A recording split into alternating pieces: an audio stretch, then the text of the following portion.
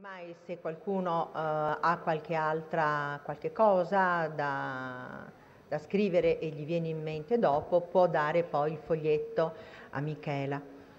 Allora viene da porsi la domanda, dice, ebbene, allora quale didattica?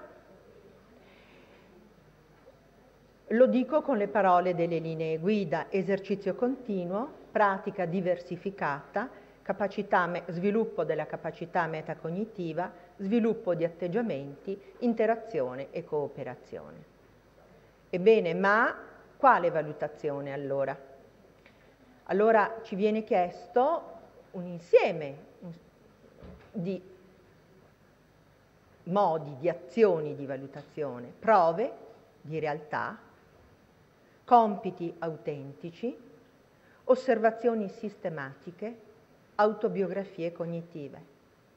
Quindi vedete che vado al di là della prova e l'azione valutativa che più mi permette di leggere la competenza è sicuramente il compito autentico, su cui immagino tutti starete ragionando e starete anche lavorando a scuola.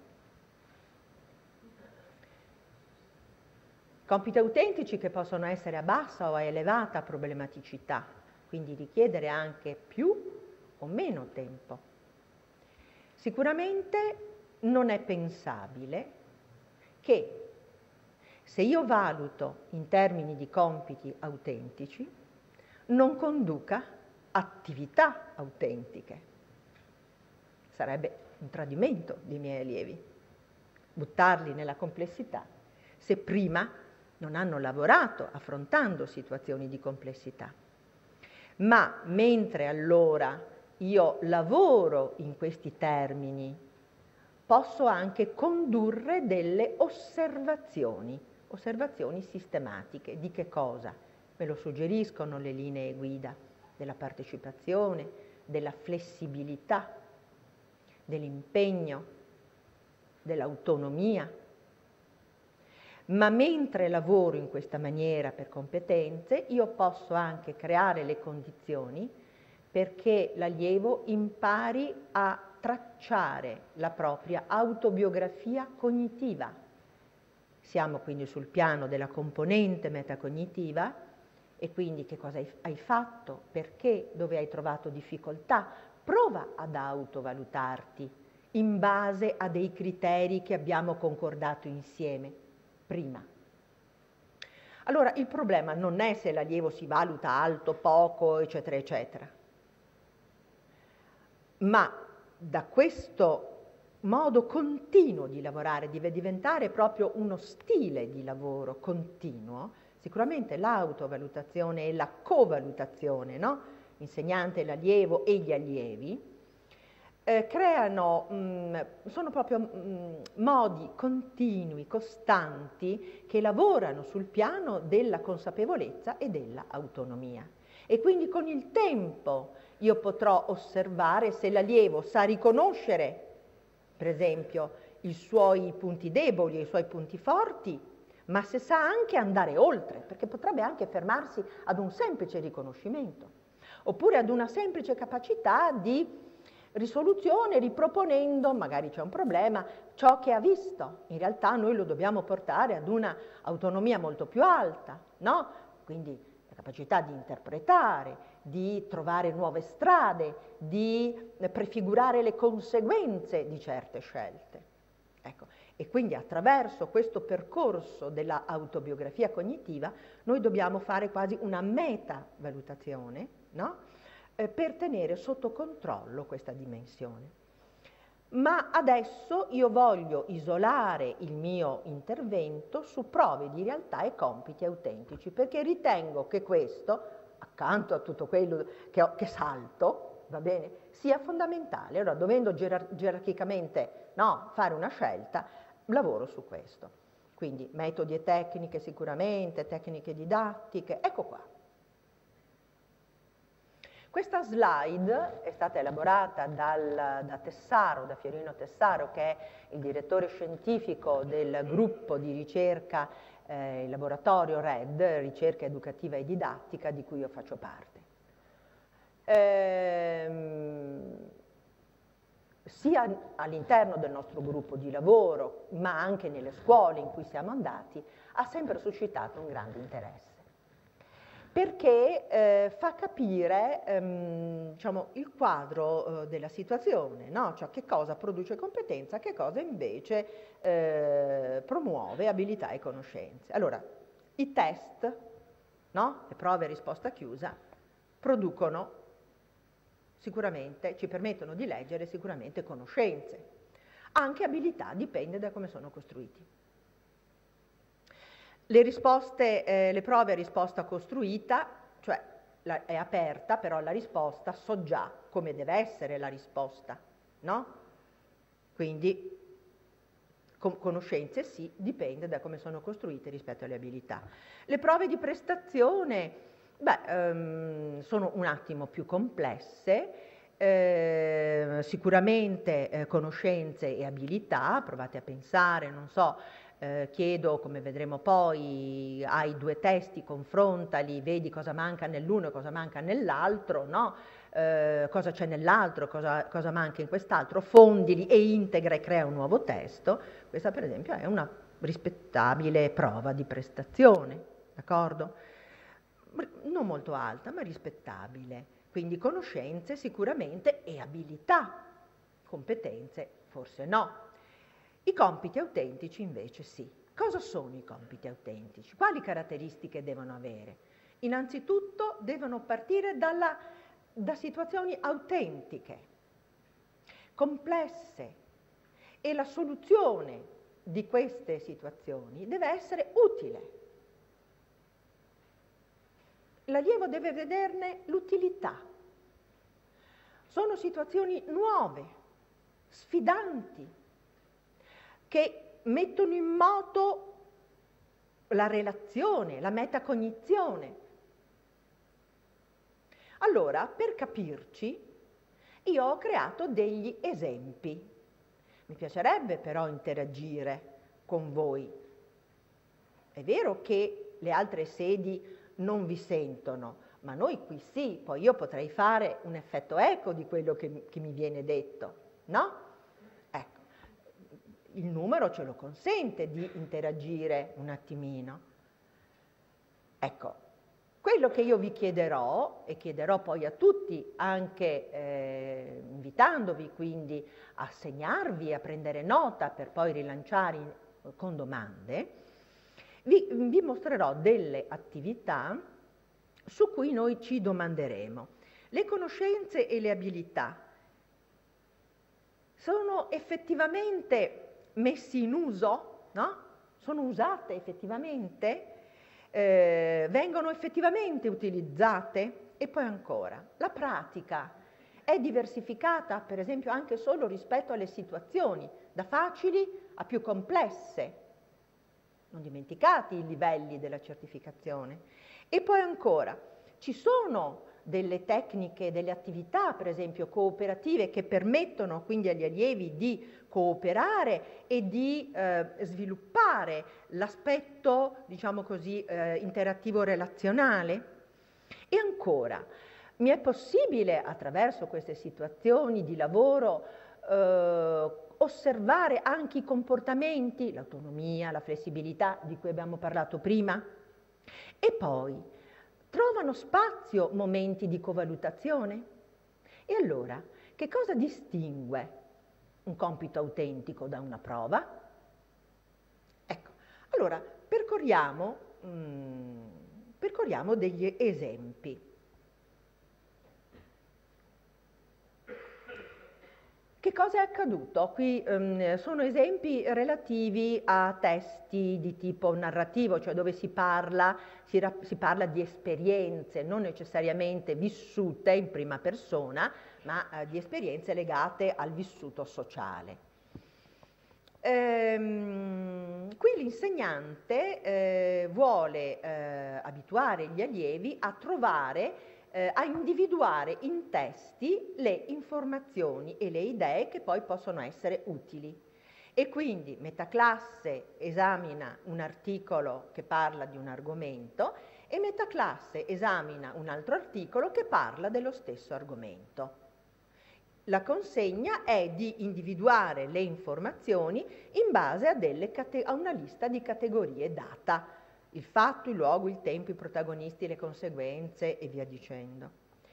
Poi i due gruppi si fondono, no?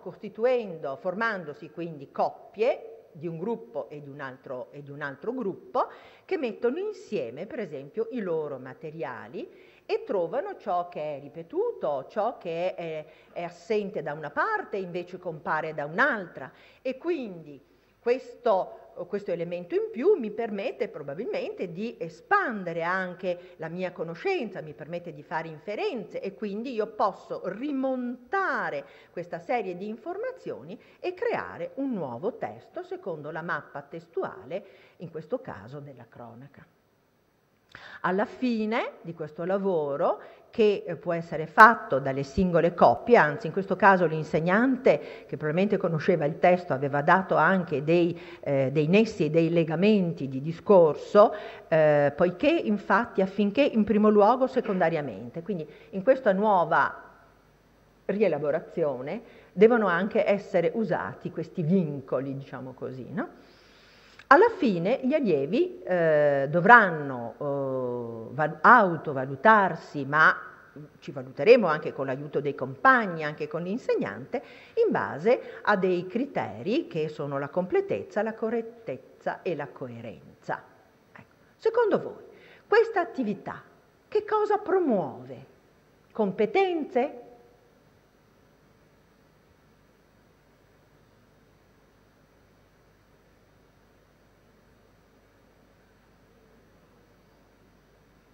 Conoscenze? Abilità? Sicuramente abilità. Conoscenze anche perché devo conoscere la mappa testuale, no? Ecco, della cronaca. Competenze? È una situazione complessa e nuova? Le risposte sono più o meno prevedibili? Sono incanalati, quindi le risposte sono in qualche maniera prevedibili. Allora non è una prova. Tutto ciò dove la risposta o è prevedibile o anche gliel'ho data io, o comunque sono incanalati e sono diretti verso una certa soluzione, fa parte delle prove. Può essere una prova di prestazione che è sul confine, però ancora non è una competenza. Vedo che c'è discussione.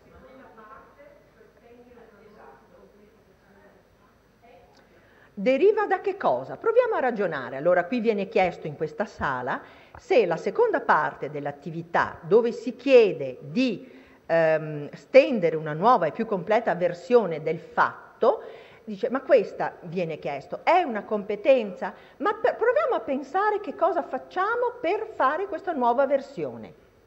Dobbiamo creare qualche cosa di nuovo?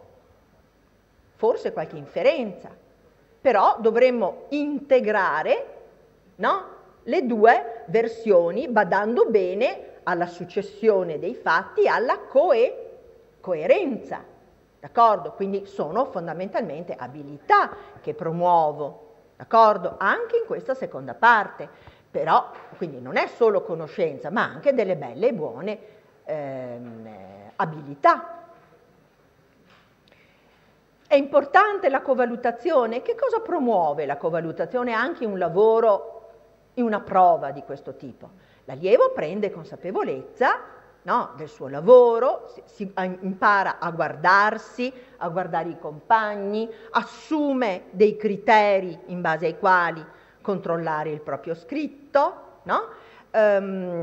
Quindi è costretto a rileggere, a rivedere queste idee per vedere se effettivamente le ha utilizzate tutte, che è quella flessibilità che noi auspicavamo, no?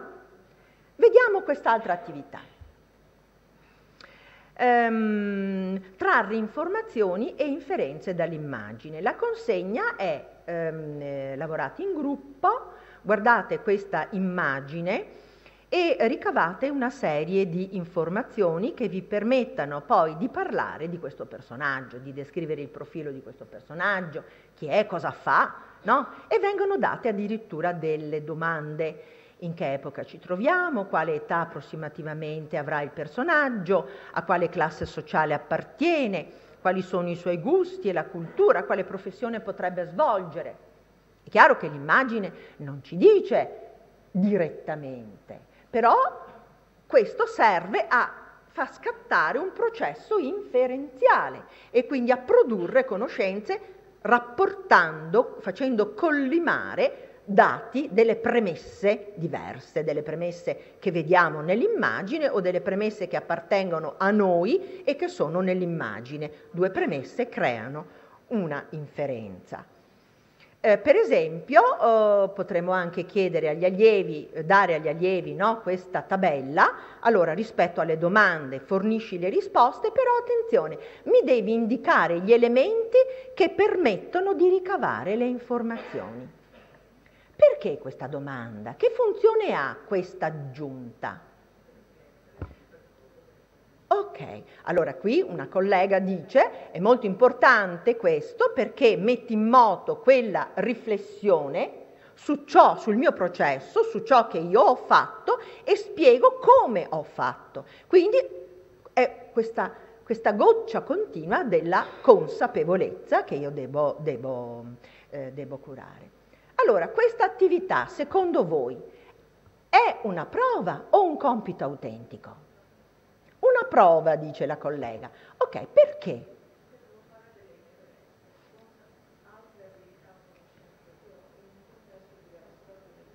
Il microfono si sente anche nelle altre sedi. Lo dico. No, che secondo me è una prova perché mette in gioco le abilità e le conoscenze del ragazzo in una situazione diversa da quella in cui lui le ha recepite. Certo. Le ha conosciute, quindi secondo me porta a delle competenze nuove. È complessa la situazione? Sicuramente porta a delle conoscenze nuove. Fare inferenza è una abilità, una grossa abilità in questo caso. Viene richiesto molto, ma viene richiesto anche di riflettere, no? Di riflettere. Quindi questa potrebbe crea qualcosa, però la risposta, diciamo così, potremmo avere anche delle risposte non previste, però se ci mettiamo insieme e diamo le risposte, alla fine possiamo anche prevedere un ventaglio di possibilità, non è vero? Ecco. Sì. Sicuramente indicare gli elementi che permettono di ricavare le informazioni mette in moto un processo di riflessione, quindi metacognizione, che è molto importante, quindi non è una prova simile alla precedente, è più complessa, potremmo dire che è una buona prova di prestazione, una prova, non ha la complessità e la novità. Esaminiamo quest'altro, no, ho sbagliato, scusate, ecco qua. Questa volta tirare fuori le idee brillanti. Qui l'insegnante parte da una situazione realmente accaduta. Attenzione, può essere un compito ma anche un'attività. Anche nella nostra scuola casi di bullismo. Trovate alcune brillanti ragioni per far capire che il bullismo non è uno scherzo né un conflitto episodico fra coetanei. Slogan e argomenti troveranno posto nel blog della scuola e nei volantini da condividere con i compagni. Quindi vedete che aggancio l'attività alla realtà, in questo caso della piccola comunità scolastica. La consegna è questa. Sviscera il problema, dividetevi in gruppi di 4 persone, lavorate in gruppi di 4 persone, in ogni gruppo sviscerate il problema e usate la tecnica della sinettica che abbiamo usato in altre occasioni, quindi la devo già aver insegnata, d'accordo? Ricorrendo almeno a 2 analogie, anche se non a tutte, per generare le idee e poi per selezionare quelle più significative tali da rispondere al mio problema. Che cosa scrivo? Che cosa dico? No? In una fase successiva, una volta che avete fatto questo, l'altro aspetto, discutere i materiali e le soluzioni e quindi organizzatevi, dice, per la stesura del volantino. Quindi organizzate le informazioni, però attenzione, siete in 4, quindi suddividete questo volantino in 4 blocchi e ognuno poi sarà responsabile di un blocco. A livello di gruppo anche metterete uno slogan per il vostro volantino, quindi lo dovete inventare grazie a ciò che emergerà da questo lavoro comune.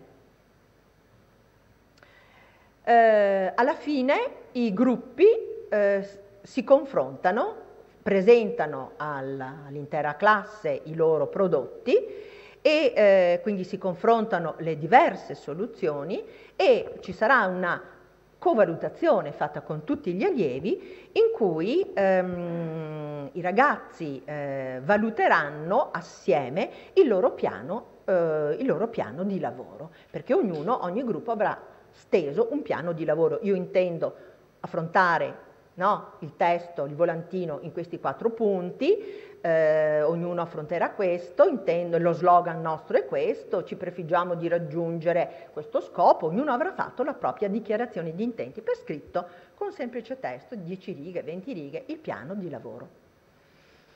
Ok, allora individualmente, quindi ognuno può svolgere la parte assegnata e sarà il lavoro individuale e poi utilizzando le parole emerse dal confronto in classe, ogni allievo creerà una nuvola di parole oppure una composizione figurata come quella che era nella slide precedente, perché questo sarà materiale per allestire una mostra nella scuola in modo da prendere di petto questo problema che abbiamo ritrovato a scuola.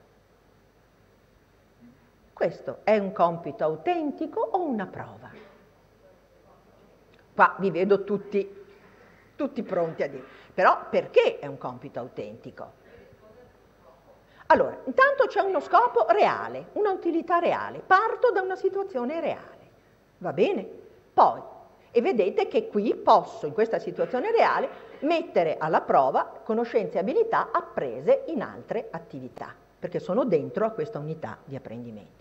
Poi ancora. Devo sapere argomentare su fatti accaduti, quindi devo trovare questi fatti e argomentarli.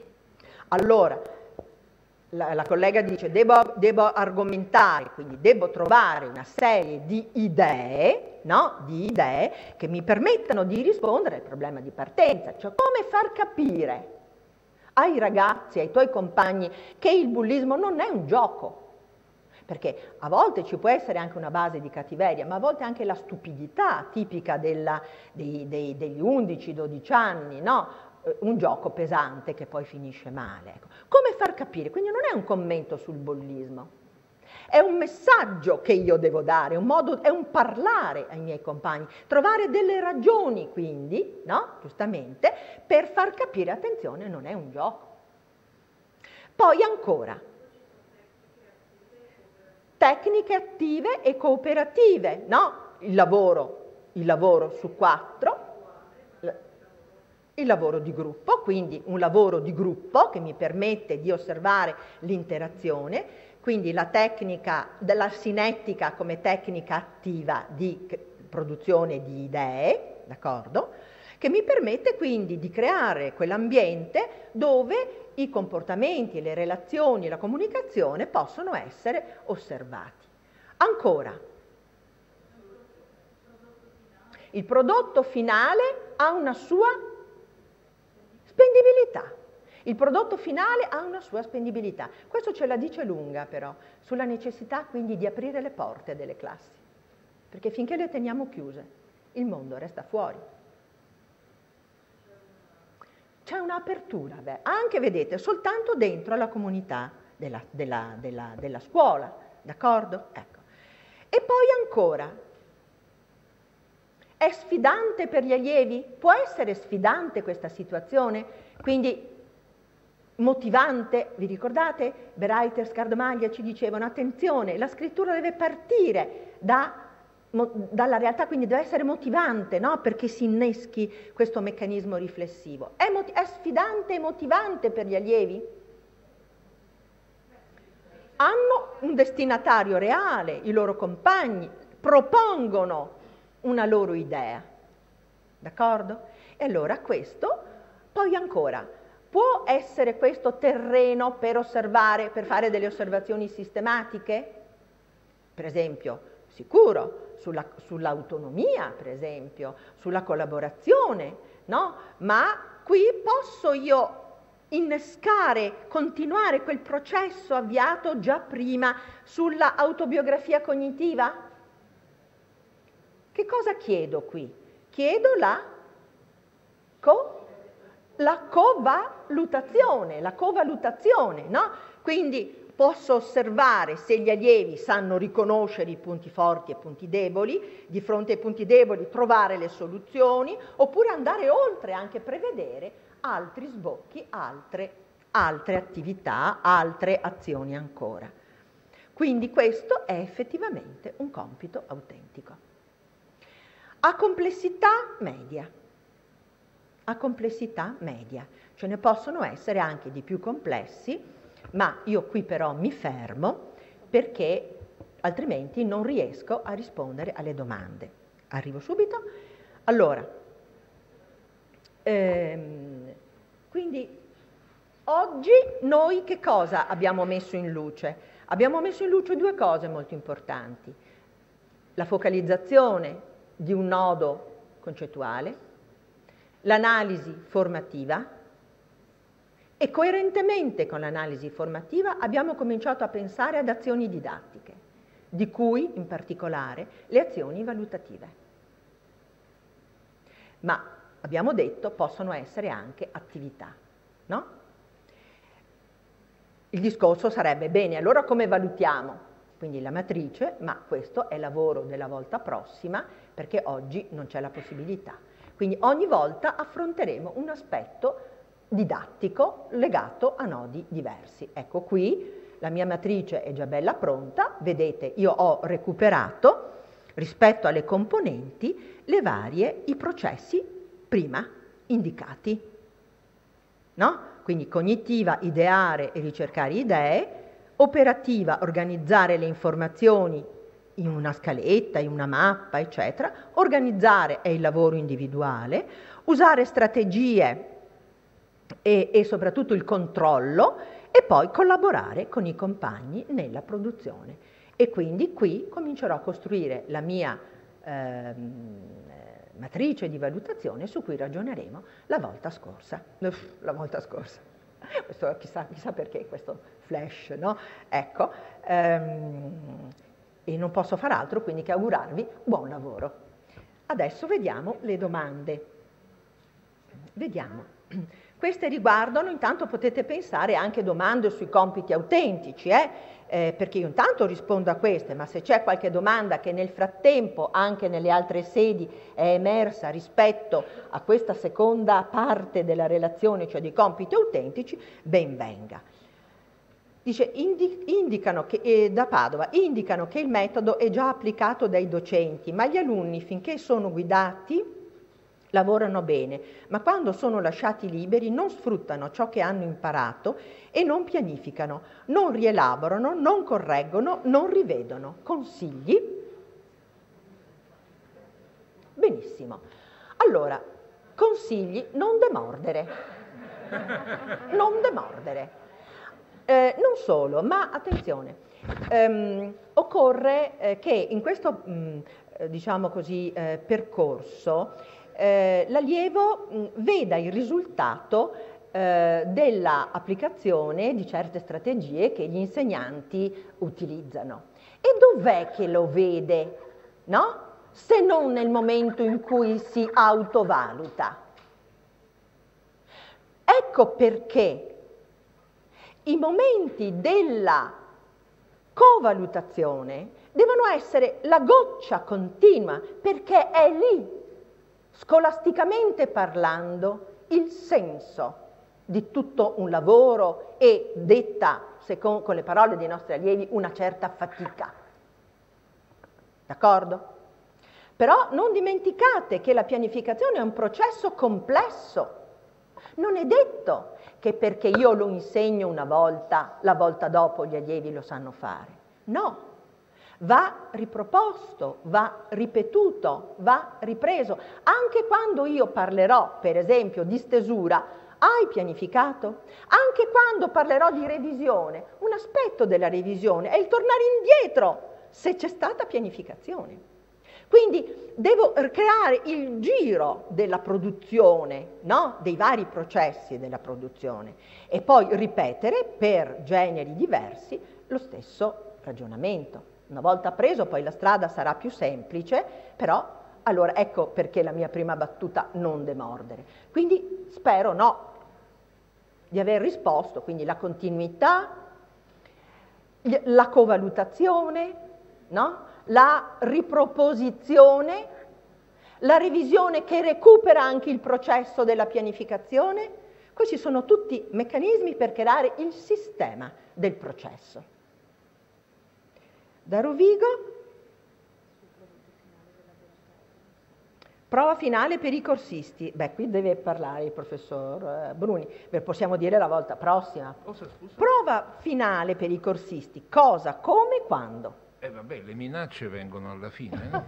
Poi vedo che già c'è un po' di deflusso, quindi... Ecco, allora, ma proviamo a prevedere, vediamo un po', secondo voi. Facciamo una previsione.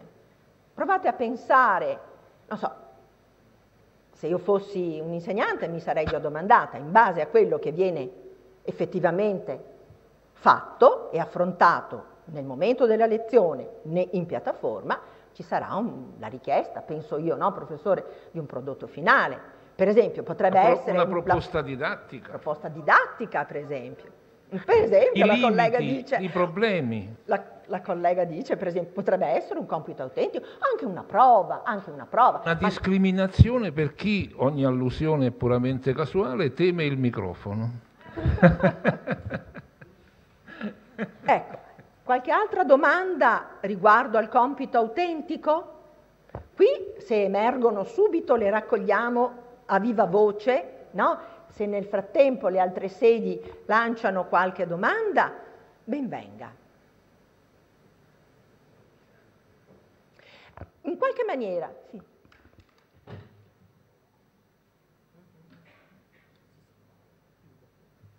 Allora, vi ritrovate in questo?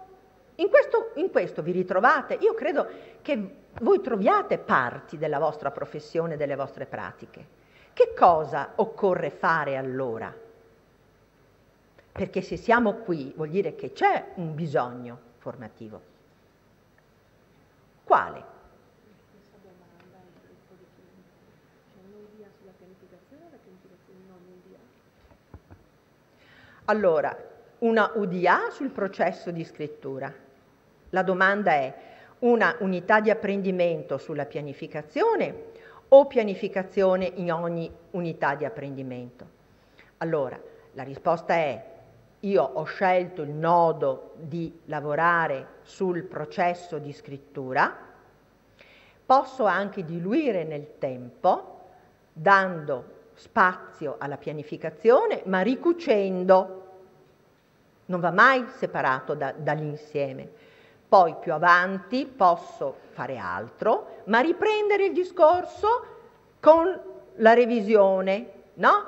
Ecco, quindi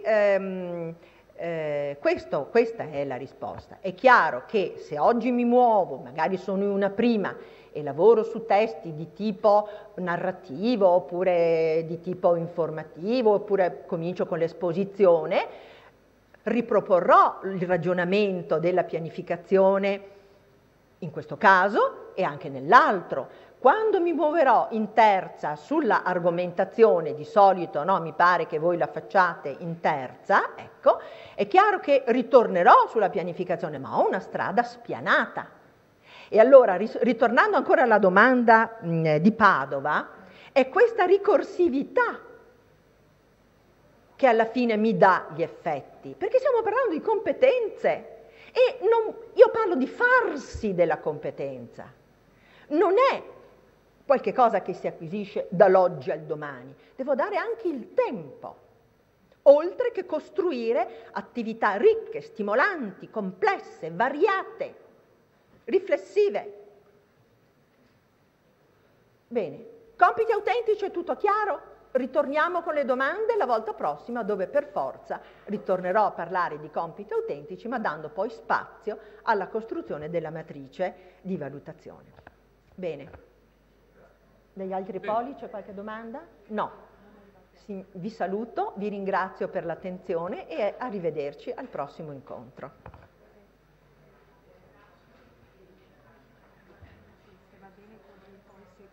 Certo. In piattaforma trovate i materiali, trovate proprio le tecniche, così potete anche provarli in classe e quelle, non tutte, quelle 5 di cui vi ho parlato, e potete anche dare dei feedback in modo da proporre delle attività, inventare compiti autentici insieme in modo che dal confronto viene fuori una ricchezza. Ok?